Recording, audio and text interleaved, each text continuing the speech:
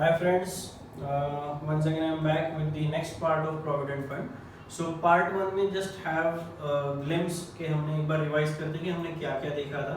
So first हमने Provident Fund का definition देखा था, फिर Act applicability देखी थी, फिर ये कौन से organizations में applicable होता है वो हमने देखा था. उसके बाद PF का contribution rate क्या है, PF किस चीज़ पे calculate किया जाता है, and then हमने एक छोटा सा example देखा था. So अभी we are going to move to the next part of Provident Fund. इसमें एक नया कॉन्सेप्ट अभी हम लोग सीखेंगे. उस कॉन्सेप्ट को बोला जाता है ceiling point of provident fund. So let's start. Ceiling point को ही हम लोग बोलते हैं ब्रेक इवन पॉइंट. तो पीएफ में एक पर्टिकुलर अमाउंट डिसाइड किया गया है, एक ब्रेक इवन पॉइंट डिसाइड किया गया है और वो है 15,000. ठीक है. तो अब सीलिंग पॉइंट के अंदर दो कंडीशंस है, तो अभी हम लोग देखेंगे वो कंडीशंस क्या है. So first condition in ceiling point is if PF wages are less than 15,000 then PF is compulsory. Okay. So हमारा पहला कंडीशन ये था कि if PF wages are less than 15,000 then PF is compulsory. मतलब क्या कि अगर किसी एम्प्लॉय के PF वेजेस क्या थे अपने ग्रॉस माइनस HRA, अगर ये अमाउंट किसी एम्प्लॉय का 15,000 से कम है देन उस एम्प्लॉय के लिए provident fund will be compulsory. तो उसके लिए पीएफ कंपलसरी हो जाता है. हाँ, बट डेफिनेटली उसके कंपनी में वो पीएफ एप्लीकेबल होना चाहिए जहां पे अपना एप्लीकेबिलिटी था 20 और more than 20 employees. So this is our first condition. And जो सेकंड कंडीशन इसमें आएगा वो होगा if PF wages are greater than और equal to 15,000 then PF is optional. I am not saying it is not applicable, it is not deducted from the employee salary. PF उसके लिए optional हो जाता है. अब ये सीलिंग पॉइंट कंडीशन क्यों रखी है गवर्नमेंट ने या क्यों किया होगा, इसके पीछे का लॉजिक समझते हैं. सो क्या दिया है इन्होंने पहले पॉइंट में कि अगर किसी का पीएफ वेज 15,000 से कम है देन पीएफ उसके लिए कंपलसरी है. अगर किसी एम्प्लॉय का पीएफ वेज मतलब ग्रॉस माइनस एचआरए 15,000 या उससे ज्यादा है देन उस एम्प्लॉय के लिए पीएफ इज ऑप्शनल. मतलब वो एम्प्लॉय खुद डिसाइड कर सकता है कि मुझे पीएफ चाहिए या नहीं चाहिए, या एम्प्लॉयर उसकी कंपनी भी डिसाइड कर सकती है कि हमें इस एम्प्लॉय को पीएफ देना है या नहीं देना है. कई बार ऐसा होगा कि एक कंपनी में देर आर 100 एम्प्लॉइज, बट आप देखोगे तो 100 में से सिर्फ 30 एम्प्लॉइज को पीएफ दिया जाता है, बाकी के 70 एम्प्लॉइज को नहीं दिया जाता. तो उसका एक प्रोविजन होता है फॉर्म नंबर 11. वो आगे जाके अपना जो फॉर्म फिलिंग का मॉड्यूल है उसमें हम लोग इन डिटेल देखेंगे. तो ये फॉर्म नंबर 11 एक म्यूचुअल अंडरस्टैंडिंग फॉर्म होता है जिसमें एम्प्लॉय और एम्प्लॉयर दोनों का एक्नॉलेजमेंट होता है कि हमें इसे पीएफ नहीं देना है, और एम्प्लॉय भी खुद उसमें मेंशन करता है कि मुझे भी पीएफ नहीं चाहिए. सो उसके लिए ऑप्शनल केस बन जाता है. अब एक पॉइंट पे आते हैं कि ये क्यों डिसाइड किया होगा, क्यों ऐसा किया गवर्नमेंट ने कि 15,000 का एक बार रखा है कि उसके ऊपर हो तो ऑप्शनल, उसके अंदर हो तो compulsory.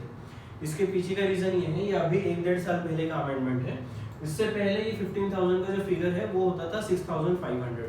Now it has been change to 15,000. अब जैसे प्रीवियस मैंने बताया था कि पीएफ जब लॉन्च हुआ था उस वक्त there were no mutual funds, no SIPs, no retirement plans. अभी क्या है, आज की एज में जनरेशन में there are multiple options available for every employee. तो हम एम्प्लॉय पे बर्डन नहीं डालना चाहते कि भाई तू कंपलसरी पीएफ में ही इन्वेस्ट कर. अगर किसी का पीएफ वेज 15,000 से ज्यादा है तो डेफिनेटली वो बंदे का सैलरी एक अच्छा बड़ा अमाउंट होगा, तो वो खुद डिसाइड करेगा कि उसे पीएफ चाहिए या नहीं चाहिए. अगर उसे नहीं चाहिए तो ऑप्शनल में चला जाएगा, वो पीएफ से स्किप हो जाएगा, वो अपनी सेविंग, अपनी इन्वेस्टमेंट अपने हिसाब से खुद कर सकता है. सो ये एक प्रोविजन बनाया हुआ है, इसीलिए इस लॉ का नाम है the provident fund and miscellaneous provisions act. तो हम लोग यही देख रहे हैं कि एक्ट के अंदर क्या क्या प्रोविजंस गवर्नमेंट ने डिसाइड की हुई है।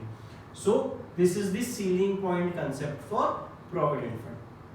Alright, I think I'm making it very simple for you to understand. So now next we'll come down to a new point. Okay, so हमारा जो next point है वो next point हमारा होगा types of PF.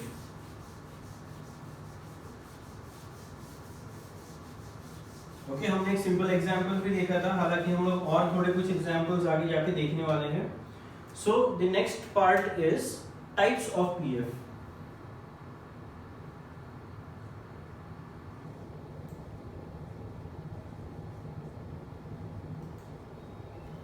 So PF के अलग अलग types है. There are 3 types of PF. चलो let's see.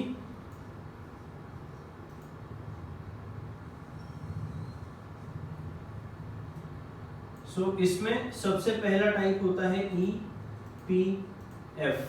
EPF मतलब एम्प्लॉइज प्रोविडेंट फंड. दूसरा टाइप होता है VPF मतलब वॉल्यूंटरी प्रोविडेंट फंड. एंड तीसरा होता है PPF पब्लिक प्रोविडेंट फंड. सो ये PF के 3 टाइप्स हैं. अभी हमने जो भी सीखा 12% एम्प्लॉयर, 12% एम्प्लॉई, 1% एडमिन चार्ज, ये सब कुछ हमने जो भी पढ़ा है अभी, या हम इन डिटेल जो पढ़ने वाले हैं that is employees provident fund. ये थोड़े से ऑप्शनल है, बट इस पर्टिकुलर ट्रेनिंग मॉडल में हमें आपको इन डिटेल प्रोविडेंट फंड सिखाना है. We have to give you real learning and real information. So कुछ एडिशनल पॉइंट्स आपके लिए है जो इंटरव्यू पॉइंट ऑफ व्यू से हमेशा आपके काम आएंगे. सो पहला है एम्प्लॉइज प्रोविडेंट फंड. तो इसमें हमने क्या देखा था, एम्प्लॉय कंट्रीब्यूट करता है 12%, एम्प्लॉयर भी कंट्रीब्यूट करता है 12%, एंड इसमें जो रेट ऑफ इंटरेस्ट गवर्नमेंट की तरफ से दिया जाता है, rate of interest ROI mention करूंगा, वो अभी फिलहाल है 8.65% पर एनम. अब ये जो मैं रेट ऑफ इंटरेस्ट बता रहा हूँ, आगे जाके कई बार ये चेंज हो सकता है. गवर्नमेंट इसे 6 महीने में चेंज करती है, हर फाइनेंशियल ईयर में इसको चेंज किया जाता है. सो इसके लिए आपको हमेशा अपग्रेडेड होना रहेगा, क्योंकि हर बार इसी वीडियो का 8.65% होगा, इसकी कोई एश्योरिटी नहीं है, because this keeps on changing. So ये हो गया हमारा एम्प्लॉइज प्रोविडेंट फंड. नेक्स्ट है voluntary. Voluntary provident fund. Voluntary का मतलब होता है ऑप्शनल. व्हेन आई से ऑप्शनल, तो अगर आपका PF का अकाउंट है तो आप खुद और एक एडिशनल इन्वेस्टमेंट के लिए वॉलंटरी मतलब ऑप्शनल प्रोविडेंट फंड का अकाउंट ओपन कर सकते हो. बट इस अकाउंट में only employee can contribute. Okay, only employee can contribute up to 100% of PF wages. इसका एग्जांपल देता हूं कि अगर किसी एम्प्लॉय का PF वेज है 10,000 रुपए, तो EPF के हिसाब से उसकी सैलरी से 10,000 पे 12% डिडक्ट होगा, मतलब 1,200 रुपए. तो बचा कितना, 8,800. तो ये 8,800 जो उसका बचा हुआ PF वेज है, ये एम्प्लॉय उस पूरे 8,800 पे PF दे सकता है 100%. अगर कोई डिसाइड करता है कि मुझे 50% करना है, तो 8,800 का 50% मतलब 4,400 उसका प्रोविडेंट फंड में, वॉलंटरी प्रोविडेंट फंड में जाएगा. ओके, एंड इसमें भी रेट ऑफ इंटरेस्ट जो है that will be same as of employees provident fund. And now the last part, public. Public provident fund means it is open for everybody. इस particular fund में आपको किसी भी तरीके का कंट्रीब्यूशन नहीं देना है, किसी भी तरीके का, बट इसके 2 नॉर्म्स है. इसका मिनिमम और मैक्सिमम लिमिट दिया गया है. जैसे इसका अभी का मिनिमम लिमिट है 500 रुपीज पर एनम, एंड इसका मैक्सिमम लिमिट है 1.5 lakhs पर एनम. सो इसका ये मतलब है कि आप ये PPF का अकाउंट किसी भी बैंक में जाके ओपन कर सकते हो, पोस्ट ऑफिस में जाके ओपन कर सकते हो, बट उसका मिनिमम लिमिट है कि अगर आप ये PPF का अकाउंट ओपन करते हो तो you have to minimum deposit 500 rupees in 1 year. मतलब कम से कम 500 रुपए तो डालने पड़ेंगे तो वो अकाउंट शुरू होगा, अदरवाइज वो बंद हो जाएगा. एंड मैक्सिमम आप इसमें कितना डिपॉजिट कर सकते हो, 1.5 lakhs, 1.5 लाख से ज्यादा आप डिपॉजिट नहीं कर सकते. So these are the norms for provident fund. And PPF इसीलिए निकाला गया है कि कोई भी ओपन कर सकता है. जैसे आज मेरा एग्जांपल ले लो कि I am running a business, I am a business owner, तो मुझे सैलरी नहीं मिलती है, आई गेट सम इनकम. उसमें से एक्सपेंसेस माइनस करता हूँ तो रिमेनिंग इज माई प्रॉफिट। तो मेरा कोई पीएफ एज नहीं है, बेसिक सैलरी नहीं है, डीए नहीं है, एचआरए नहीं है, कुछ नहीं है, तो मेरा पीएफ कैसे जाएगा? तो ये दो तो मैं अकाउंट्स ओपन कर ही नहीं सकता हूँ। But as an business owner अगर मुझे पीएफ का बेनिफिट चाहिए, so I can always open public provident fund in any bank. And इसका जो रेट ऑफ इंटरेस्ट है, अभी फिलहाल इसका रेट ऑफ इंटरेस्ट दिया जा रहा है 7.10% per annum.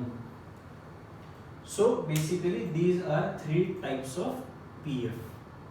Okay, employees provident fund, voluntary provident fund and public provident fund.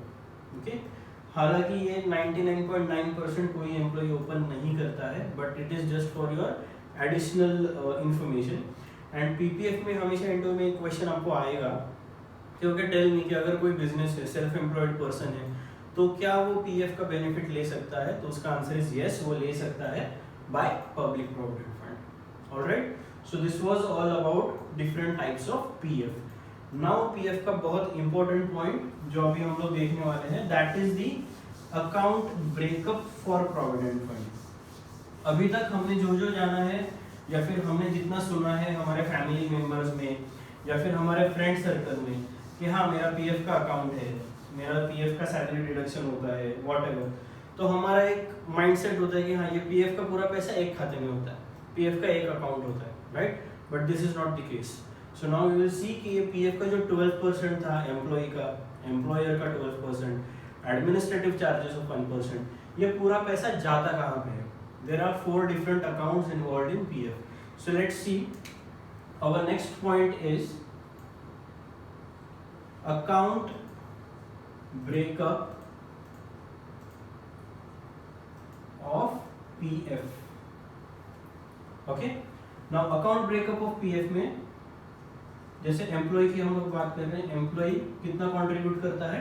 12%। Employer कितना कंट्रीब्यूट करता है? सेम 12%। एंड एम्प्लॉयर एडिशनली 1% का एडमिन चार्जेस देता है। ओके, सो एम्प्लॉय की सैलरी से जो 12% डिडक्ट होता है वो पूरा 12% जाता है एक अकाउंट में। इस अकाउंट का नाम होता है ईपीएफ एंड इसे टैग किया जाता है एज अकाउंट नंबर 1। तो एम्प्लॉय की सैलरी से जो डिडक्ट होगा वो पूरा 12% इस एक खाते में जाएगा। अब एम्प्लॉयर भी आपके लिए 12% कंट्रीब्यूट करता है, so this 12% gets distributed in 2 different accounts.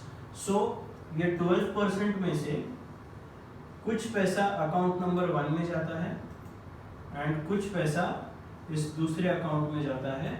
इसे बोला जाता है अकाउंट नंबर 10, जिसका फुल फॉर्म है ईपीएस, मतलब एम्प्लॉय पेंशन स्कीम।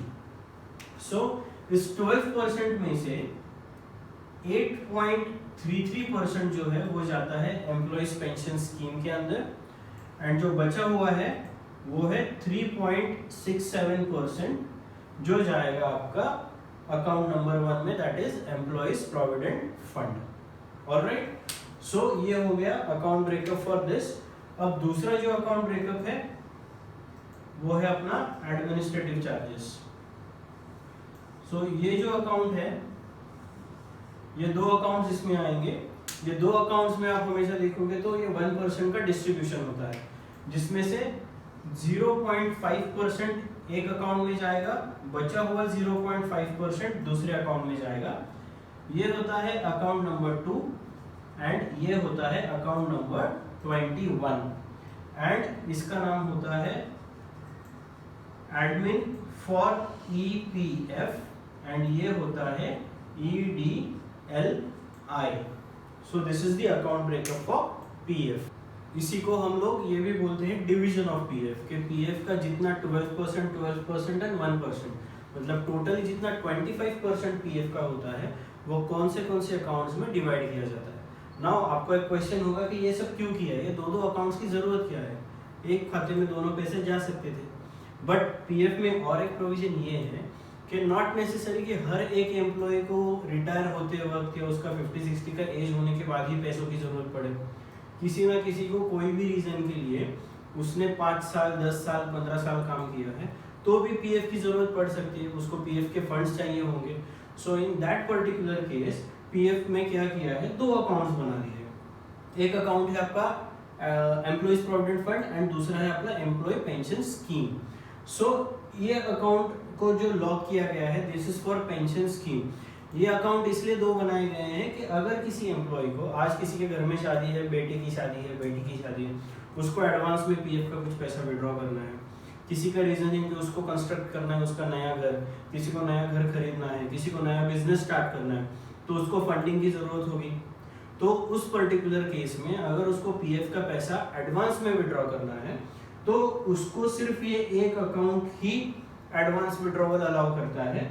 ये अकाउंट के पैसे को वो हाथ नहीं लगा सकता, because this account fund is known for future saving. PF का अपना डेफिनेशन ये था, it is a kind of future saving.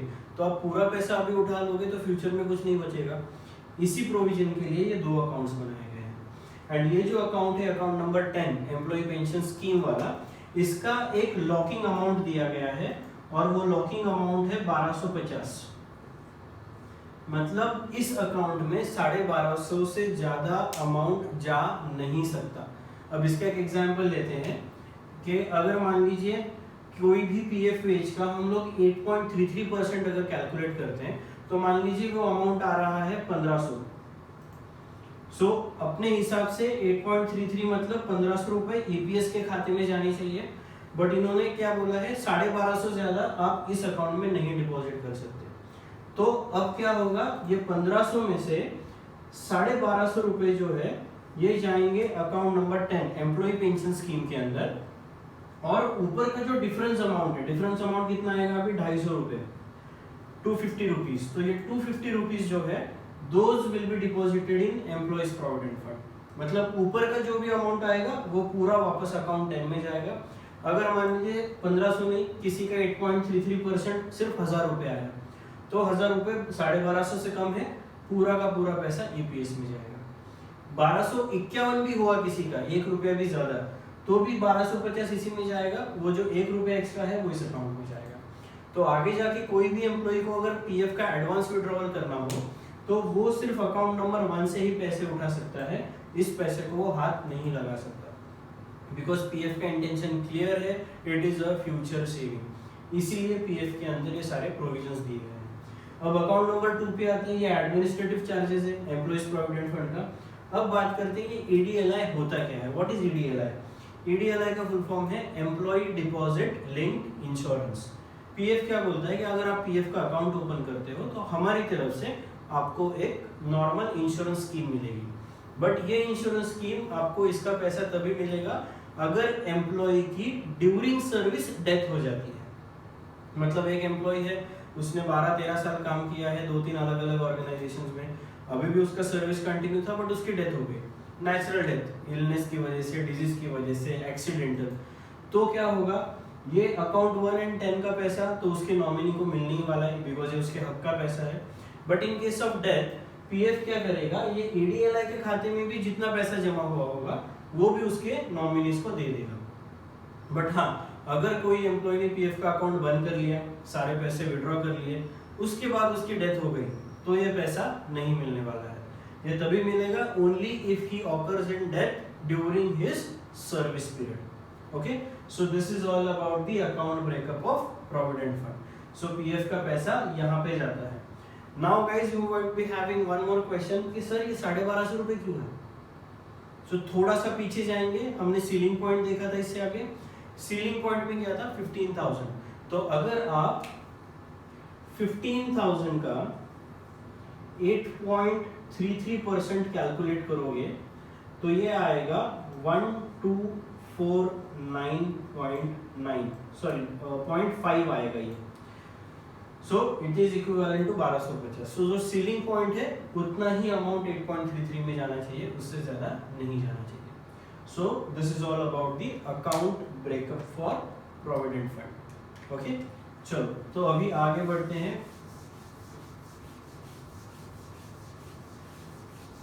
So after this account breakup हमें एक चीज देखनी है, वो है पीएफ के इंपॉर्टेंट फॉर्म्स।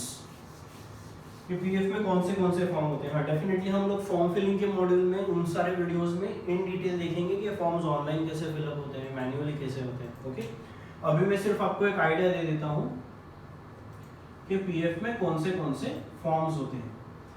तो एक होता है अगर कोई न्यू ज्वाइनिंग है उसका पीएफ का रजिस्ट्रेशन हमें करना है, तो उसके लिए होगा form number 2 and form number 5। अगर किसी को पीएफ ट्रांसफर करवाना है, ट्रांसफर मतलब क्या है कि उसका प्रीवियस कंपनी में पीएफ था, अब उसने आपकी कंपनी ज्वाइन की है, अब उसको वही पीएफ वहां से आपकी कंपनी में ट्रांसफर करना है, तो उसके लिए होता है पीएफ का फॉर्म नंबर 1313। फिर होता है एडवांस विड्रॉवल, कि अगर किसी को पीएफ का पैसा एडवांस में विड्रॉ करना है, सो उसके लिए होगा पीएफ का form number 31। So there are many forms, और 3-4 फॉर्म्स है, advance withdrawal, full and final settlement of provident fund, तो वो सारे हम लोग फॉर्म फिलिंग के सेशंस में आगे देखने वाले हैं। अब इसके बाद का नेक्स्ट पॉइंट है हमारा मेन पीएफ का कैलकुलेशन। तो प्रीवियसली मैंने आपको जो एक एग्जांपल दिया था जिसमें हमने ग्रॉस कंसीडर किया था, एचआरए था, फिर हमने पीएफ का कैलकुलेशन किया था, right. That was a very simple calculation, but आप जब कंपनी में जॉब करोगे तो इतना सिंपल कैलकुलेशन नहीं होता है, देयर आर डिफरेंट केसेस। अब केसेस का एग्जांपल लेते हैं, तो चलो एक एग्जांपल देता हूँ। अब पीएफ के जो भी कैलकुलेशंस होते हैं, ये सारे कैलकुलेशंस फाइनेंशियल ईयर के बेसिस पे जाते हैं। फाइनेंशियल ईयर पता है सबको, अप्रैल टू मार्च। सो अभी एक एग्जांपल लेता हूँ, ये केस है मान लीजिए अप्रैल 2012 से मार्च 2013 तक। एक एम्प्लॉय है जिसकी ग्रॉस सैलरी है फॉर एग्जांपल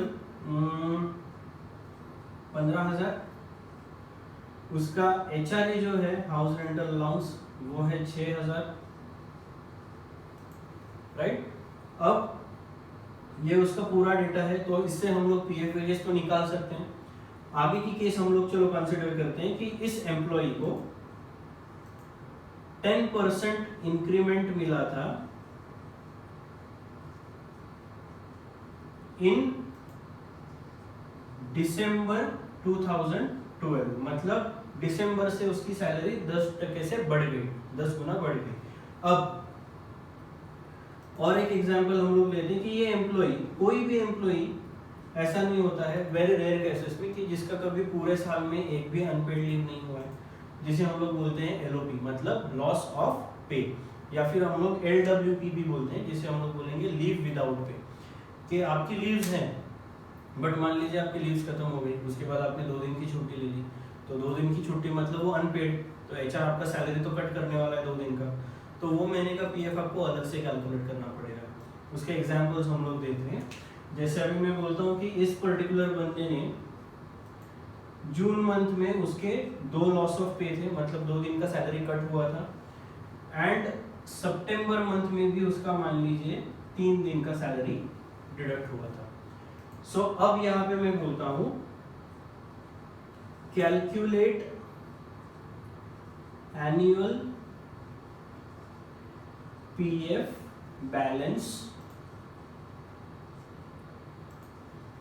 विथ इंटरेस्ट, मतलब एम्प्लॉय का पूरे साल का पीएफ कितना हुआ है वो हमें कैलकुलेट करना है, वो भी इंटरेस्ट के साथ, बट ये 2 महीने का पीएफ भी कैलकुलेट करना है। अगर मैं बोलता हूँ कि सालाना पीएफ निकालो, तो आप क्या करोगे, 1 महीने का पीएफ निकाल लिया 12%, अब उसको मल्टीप्लाइड बाय 12 मंथ्स करोगे, that is a simple method, but ऐसा होता नहीं है कंपनीज में। We have to do live real time case studies, real learning in this session. तो चलो वी विल स्टार्ट। अब पहले लॉजिक समझ लेते हैं कि ये जो एम्प्लॉय था इसके पीएफ वेजेस पहले तो हम लोग निकालेंगे। तो पीएफ वेजेस क्या होंगे अपने, पीएफ वेजेस का फॉर्मूला था ग्रॉस माइनस एचआरए, तो अपना ग्रॉस कितना है 15,000, एचआरए 6,000, सो 15 माइनस 6,000, तो पीएफ वेजेस कितने हो जाएंगे अपने 9,000 rupees. So now we will start calculating provident fund. तो अभी हमें क्या करना है, इस पर्टिकुलर डेटा के हिसाब से उसको 10% का इंक्रीमेंट मिला था in the month of December. So अप्रैल से लेकर नवंबर तक इस एम्प्लॉय की सैलरी ये थी। अब उसका ग्रॉस बढ़ गया 10% से, मतलब HRA भी बढ़ गया 10% से। सो दिसंबर, जनवरी, फरवरी, मार्च, ये 4 महीने के लिए उसका सैलरी अलग था। अब वो कैसे हम लोग कैलकुलेट करेंगे, यहाँ पे मैं लिख देता हूँ अप्रैल टू नवंबर, दिसंबर से उसका इंक्रीमेंट हुआ तो दिसंबर से मार्च। ओके, सो अप्रैल टू नवंबर उसका पीएफ वेज कितना था 9000, जब उसकी सैलरी इतनी थी। अब वो 10% से इंक्रीमेंट हो गई, सो 9000 पे अगर मैं 10% बढ़ाता हूं तो वो हो जाएगा 9900। अब हम कैलकुलेशंस कैसे करेंगे इसके, simple, employee and employer, PF wage कितना है पहला 9000 इंटू 12%, अगेन यहाँ पे आएगा 9000 इंटू 12%, सो 9000 का 12% होता है 1080 ऑलराइट। सो ये हमने नॉर्मल पीएफ पहले कैलकुलेट कर लिया।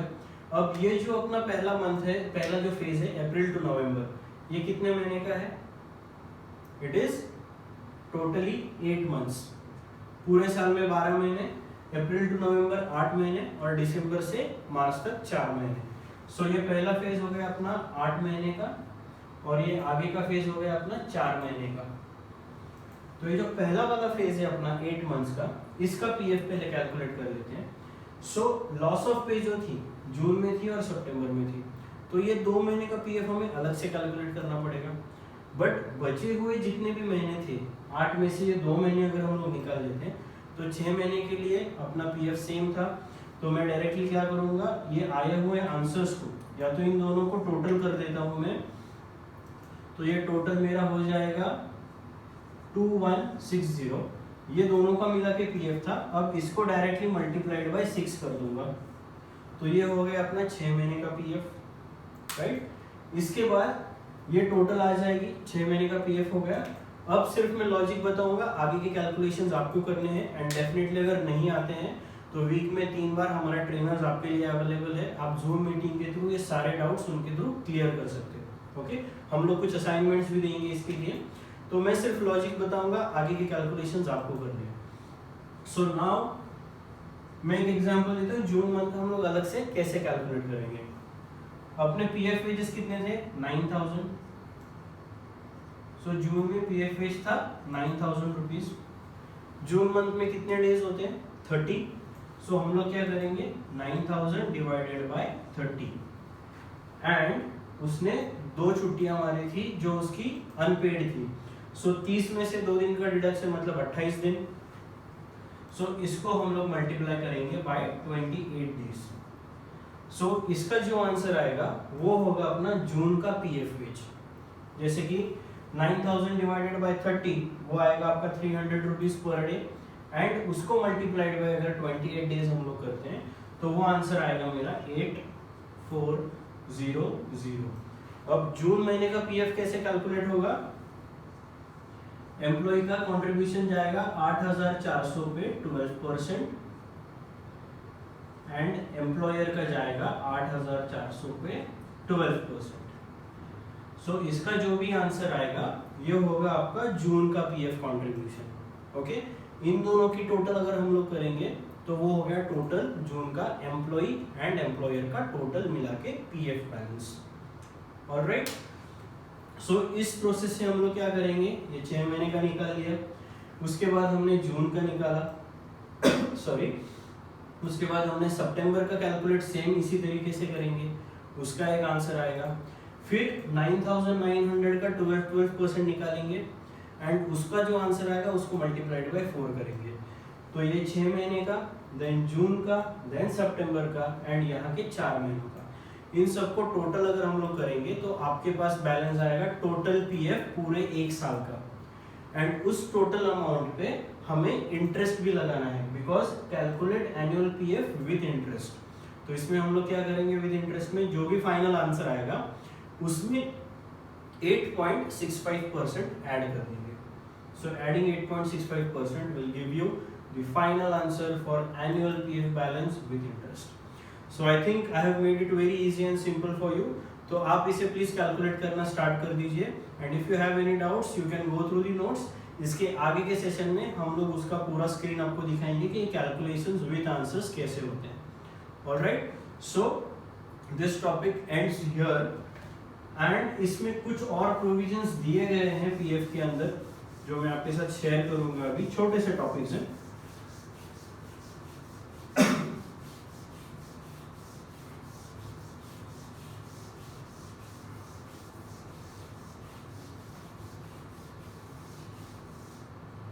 So now we will see what are the penalty charges. ये हमारा पीएफ का लास्ट पॉइंट है.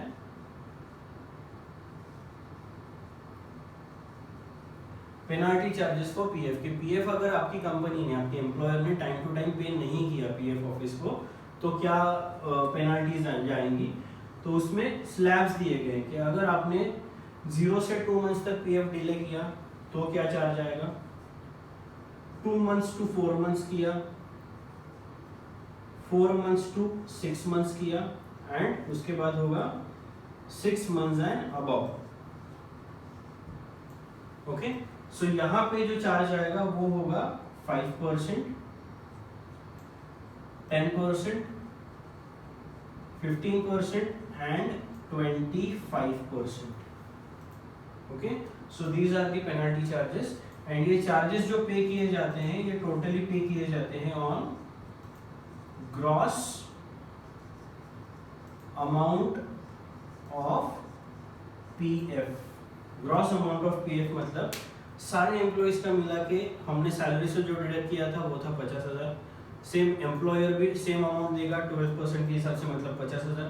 तो दोनों का मिला के कितना हुआ हर महीने 1 लाख. अगर किसी एम्प्लॉयर ने 3 महीने तक कंट्रीब्यूशन पे नहीं किया गवर्नमेंट को, ओके, तो वो आ गया इस पर्टिकुलर स्लैब में 2 से 4 महीने.